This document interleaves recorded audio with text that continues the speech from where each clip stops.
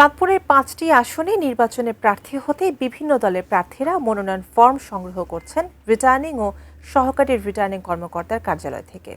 এই বিষয়ে জানতে আমরা এখন যোগ দিচ্ছি আমাদের চাঁদপুর প্রতিনিধি বিলাল ঢালির সাথে, যিনি এখন আছেন রিটার্নিং কর্মকর্তার কার্যালয়ের সামনে। বিলাল, চাঁদপুরের ৫টি আসনের জন্য বিভিন্ন দলের প্রার্থীরা যে মনোনয়ন ফরম সংগ্রহ করছেন সে ব্যাপারে সর্বশেষ কি খবর আপনার কাছে আছে?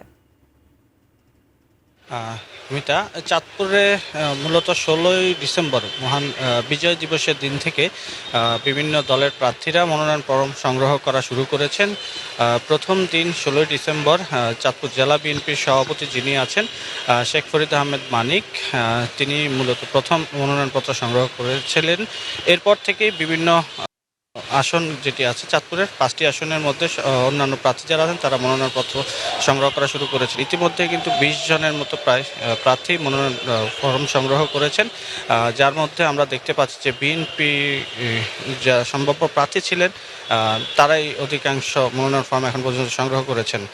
চাঁদপুর এখন পর্যন্ত জাতীয় নাগরিক পার্টি ৩টি আসনে তাদের প্রার্থিতা দিয়েছিলেন, কিন্তু তারা এখন পর্যন্ত মনোনয়ন ফর্ম সংগ্রহ করেনি। এছাড়াও জামায়াতে ইসলামী বাংলাদেশ তাদেরও প্রার্থীদেরকে দেখিনি আমরা মনোনয়ন ফর্ম সংগ্রহ করতে। এছাড়াও গণ অধিকার পরিষদ তারাও এখন পর্যন্ত মনোনয়নপত্র সংগ্রহ করতে আসেনি। এছাড়াও ইসলামিক দল, দু একটি ইসলামিক দল যারা আছেন তারা মনোনয়নপত্র সংগ্রহ করেছেন। আমি যদি একটু হিসাবটা জানিয়ে রাখতে চাই আপনাকে, এটা হচ্ছে চাঁদপুর ১ আসনে এখন পর্যন্ত ৩ জন প্রার্থী মনোনয়ন ফর্ম তুলেছেন। এছাড়াও চাঁদপুর ২ আসনে ৬ জন প্রার্থী মনোনয়ন ফর্ম সংগ্রহ করেছেন। ৩ আসনে ৩ জন প্রার্থী, ৪ আসনে ৬ জন এবং ৫ আসনে ২ জন প্রার্থী।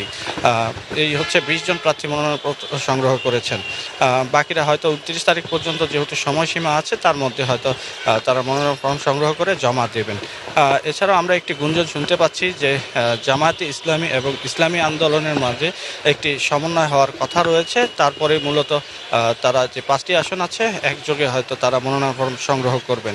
তাদের আমরা শুনতে পাচ্ছি যে কোনো একজন প্রার্থী তাদের নির্বাচনে অংশগ্রহণ করবে। চাঁদপুরে মোট ভোটার রয়েছে এবার ২৩,১১,২২৫ জনের মতো। নতুন ভোটার রয়েছে ১ লাখ। তারাই হয়তোবা নতুন যারা সংসদ সদস্য নির্বাচিত হবেন তাদের ভোটে হয়তোবা নির্ভর করবে কারা জাতীয় সংসদ সদস্য হতে যাচ্ছেন আগামী নির্বাচনে।